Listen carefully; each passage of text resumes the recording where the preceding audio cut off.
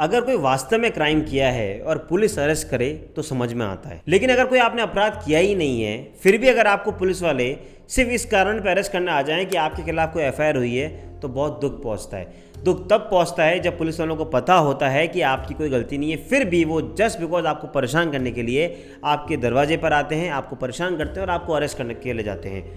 वैसे honourable supreme court of India ने एक के बाद एक कई जजमेंट दिए और कहा कि अगर आप किसी को अरेस्ट करने जा रहे हैं तो हमें फर्जी अरेस्ट को रोकना होगा, इसलिए हम कई सारी गाइडलाइंस दे रहे हैं, लेकिन अमूमन पुलिस वाले वो गाइडलाइन फॉलो ही नहीं करते। अब गलती पुलिस वालों की क्या कहें, गलती तो हमारी है कि हमें ये पता नहीं होते कि हमारे अधिकार क्या होते हैं।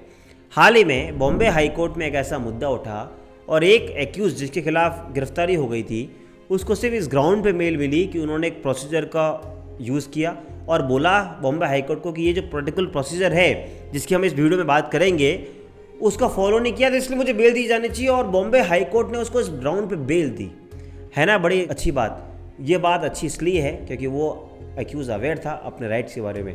तो हमने सोचा आज हम एक डिटेल वीडियो बनाते हैं, आपको बताते हैं कि गिरफ्तारी से पहले हमारे क्या अधिकार हैं और ऐसे क्या प्रोसीजर है जो पुलिस को फॉलो करने चाहिए, और उस बॉम्बे हाई कोर्ट के उस लैंडमार्क जजमेंट के बारे में भी बात करेंगे। तो शुरू करते हैं आज का एक खास video. Welcome back to channel, मैं हूँ आपका अपना वकील दोस्त नमन मनोत और आप मेरे साथ देख रहे हैं legal shots.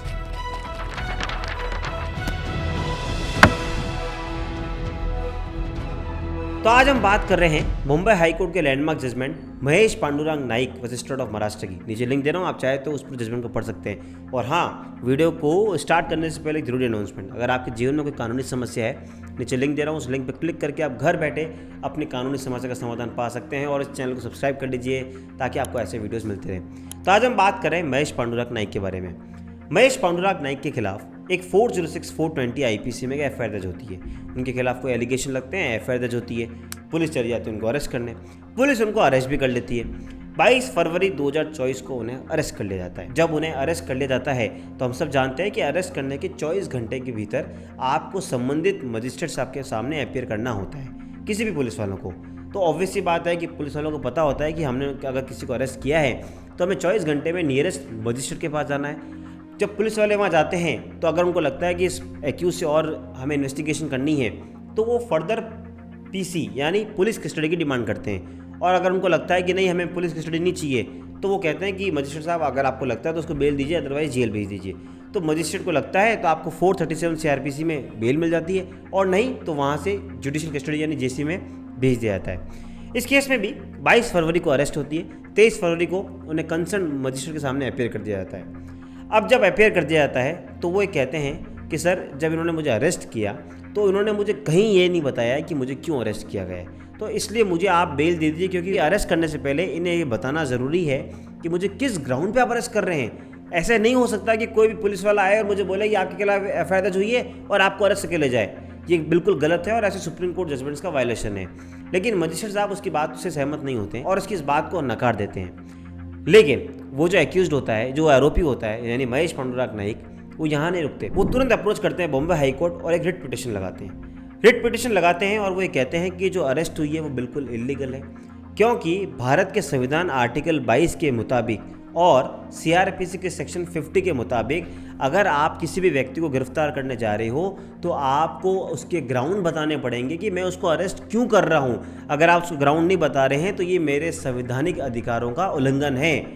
Bombay high court में वो याचिका डालते हैं। Bombay high court notice issue करके सरकार का जवाब मांगती है। सरकार कहती है कि हमने बिल्कुल बताया ना, सरकार मतलब पुलिस, वो ये कहती है कि हमने बिल्कुल उनको बताया है कि क्या क्या ग्राउंड है, कि हम इसलिए आपको अरेस्ट कर रहे हैं। तो ये कैसे कह सकता है कि उसकी हमने उसको ग्राउंड नहीं बताए। तब बॉम्बे हाई कोर्ट दोनों पक्षों को सुनने के बाद अपनी फाइंडिंग देना शुरू करती है। बॉम्बे हाई कोर्ट कहती है कि सुप्रीम कोर्ट ने Pankaj Bansal versus union of India में एक बात बहुत क्लियर कही थी कि हमेशा पुलिस का डिफेंस रहेगा कि हमने तो उनको ग्राउंड बताया है। तो इसलिए honourable supreme court of India ने कहा था कि आपको राइटिंग में उसको देना पड़ेगा कि ये आपके गिरफ्तारी के कारण है। तो हम आपसे ये पूछते हैं पुलिस वालों से कि आप हमें कोई भी ऐसा डॉक्यूमेंट बता दें जो आपने इस एक्यूज के सामने रखा हो जहाँ पे इसकी गिरफ्तारी का कारण लिखा हो।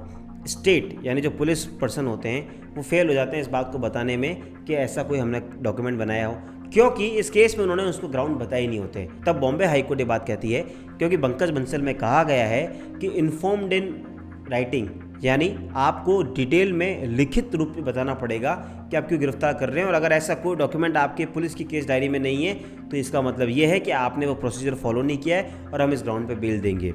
बॉम्बे हाई कोर्ट ने कहा कि आर्टिकल 22 इस बात की तायद करता है, इस बात को बोलता है कि आप जिसको अरेस्ट कर रहे हैं उसको आप उसका रीज़न बताएंगे, और यही बात सेक्शन 50 ऑफ CRPC में बोली गई है कि अगर आपको कोई अरेस्ट करने आ रहा है तो आपको ग्राउंड बताया जाएगा। देखिए, ग्राउंड ऑफ अरेस्ट और रीज़न ऑफ अरेस्ट अलग होता है। रीज़न तो ये होता है कि चलो ठीक है, आपके खिलाफ 406 420 IPC की FIR हुई है, हमें आपको गिरफ्तार करना है। यहाँ आपको रीज़न नहीं बताना, आपको ग्राउंड बताना है कि आपने ऐसा क्या किया है जिससे हम आपको अरेस्ट कर रहे हैं। अगर वो लिखित में नहीं देते हैं तो इस बात को आप यूज़ करके आप बेल ले सकते हैं। बॉम्बे हाई कोर्ट ने दोनों पक्षों को सुनने के बाद, इस कानून को डिस्कस करने के बाद और सुप्रीम कोर्ट के लैंडमार्क जजमेंट पंकज बंसल को डिस्कस करने के बाद फाइनली महेश पांडुरंग नाइक को जमानत दी, सिर्फ इस ग्राउंड पे कि पुलिस वालों ने कानून फॉलो नहीं किया। बॉम्बे हाई कोर्ट ने कहा कि सेक्शन 50 ही नहीं, इनफैक्ट 2005 में एक नया अमेंडमेंट आया, सेक्शन 50A ऑफ CRPC, वो तो ये कहता है कि आपको ग्राउंड्स ऑफ अरेस्ट तो बताने और साथ साथ जब आपको अरेस्ट करते हैं तो उसके जिस पर्सन को अरेस्ट कर रहे हैं उसके रिलेटिव को या फ्रेंड को ये इन्फॉर्म करना जरूरी है कि उसको अरेस्ट किया गया है। यानी अगर आपको कोई पुलिस वाला अरेस्ट करने आएंगे तो आपको पहले लिखित में देंगे कि सर ये ग्राउंड है, हम आपको इसलिए अरेस्ट कर रहे हैं। साथ ही साथ जब अरेस्ट करेंगे तो आपके रिलेटिव या आपके फ्रेंड को इन्फॉर्म किया जाएगा। अगर वो ये नहीं करते हैं तो ये कानून का वायलेशन कर रहे हैं, और अगर ऐसा नहीं करते हैं तो आप इस ग्राउंड पे अपने हाई कोर्ट में रिट लगाकर उस अरेस्ट को इल्लीगल डिक्लेयर करा सकते हैं और आप भी बेल का लाभ ले सकते हैं। तो आज हमने ये बात क्लियर जानी कि जब भी कोई पुलिस वाला अरेस्ट करना है तो अपने आप अधिकारों से अवगत रहें। वैसे हमने कई सारे वीडियो और बनाए हैं जहां आपको बताएं कि अगर गिरफ्तारी से पहले क्या क्या नियम होते हैं, वो भी आप चाहें तो देख सकते हैं। लेकिन इस वीडियो में आज हमने डिस्कस किया कि ग्राउंड ऑफ अरेस्ट बताना जरूरी है, नहीं बताएंगे तो आपको बेल मिलेगी, जैसे बॉम्बे हाई कोर्ट ने दी। अगर आपको इस तरह कंटेंट पसंद आ रहा है तो प्लीज़ सब्सक्राइब द चैनल, और कोई आपको लीगल ओपिनियन चाहिए, नीचे लिंक दे रहा हूँ, उस लिंक पर क्लिक करके आप घर बैठे अपने कानूनी समस्या का समाधान पा सकते हैं। मुझे पूरी उम्मीद है आपको आज का वीडियो पसंद आया होगा। मिलेंगे अगली बार इसी तरह के वीडियो साथ, तब तक के लिए जय हिंद, जय भारत।